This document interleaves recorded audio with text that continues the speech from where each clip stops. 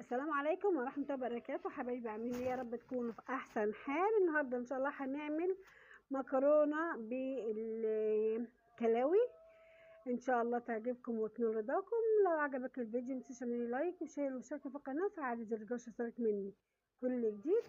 نبدأ ان شاء الله. بسم الله الرحمن الرحيم. اللهم صل وسلم وبارك على سيدنا محمد وعلى اله وصحبه اجمعين. زي ما حضرتك شايفة كده اهوت، جبت طاسة او اي اناء حل او اي كان، هتحطي فيه حبة زيت وتسخنيهم كويس على النار.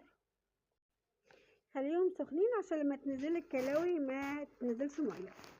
الكلاوي دي كانت عندي في الفريزر، طلعتها وحطيتها عصرت عليها ليمون كتير وسبتها بتاع 10 دقايق ربع ساعة، وبعدين شطفتها تحت الميه وصفيتها وجبتها كده. ما تلاقيش فيها اي نوع زفارة ولا اي ريحة مش مرغوب فيها، هتلاقيها تحفة كده وجميلة وطعمها وريحتها تحفة. حطيتها على النار لغايه لما شربت ميتها بالشكل ده.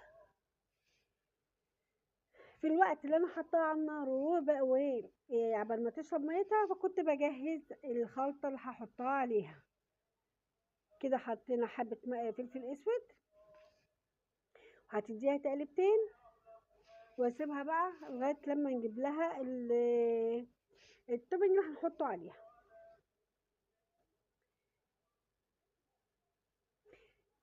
تجيبي بقى بوله او اي حاجه غويطه هتحطي فيها حبه ليمون.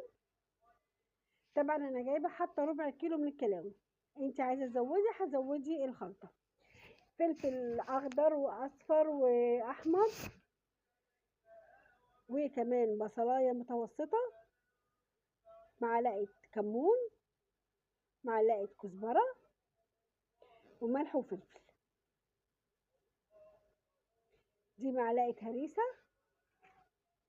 الشطه، وكمان المكون الاساسي اللي هو الثوم. هنقلب الخليط ده كده كويس جدا مع بعضه، وبعدين نسقطه على الكلاوي. طبعا الكلاوي عبال ما شربت ميتها خدت وقت فدخلت في السوا.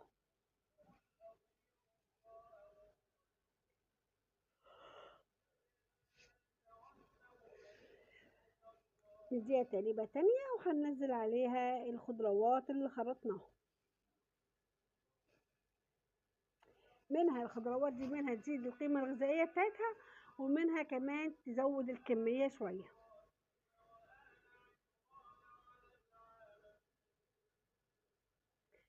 هنقلب الخليط ده كده كويس، وهنغطيه ونسيبه على النار لغاية لما الخضار ده يدبل وهي تكمل سواها، كلاوي تكمل سواها. طلعت بقى الريحة، الثوم عامل شغل والفلفل الحامي عامل شغل وريحة تحفة.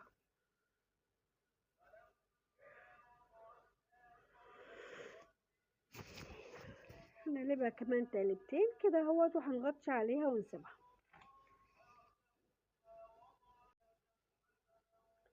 شوفيها كده بدأت تخش في الخضار بتاعها دبل كده. بقى كنت انا سلقت المكرونه وصفيتها.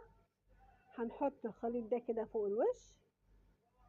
ممكن بقى تعملي لها بشاميل، تقلبيها على بعضيها وتعملي لها بشاميل وتحطي لها في الجبنه بقى تحفه.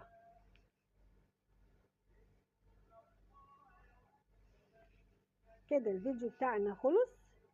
يا رب يكون عجبك ونال رضاكي واستحسانك. لو عجبك الفيديو متنسيش تعملي لي لايك وشير واشتراك في القناه وفعلي زر الجرس يوصلك مني كل جديد.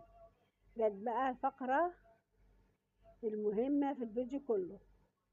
تدوقي الشغل اللي انت عملتيه، والله كان تحفه. ممكن تعملي صلصه خارجيه، واللي عايز يحط صلصه يحط. ممكن تتاكل كده اهو، حلوه وخفيفه وسريعه، ويا رب تعجبك وتنول رضاكي. شكرا على المتابعه، والسلام عليكم ورحمه الله وبركاته. في امان الله.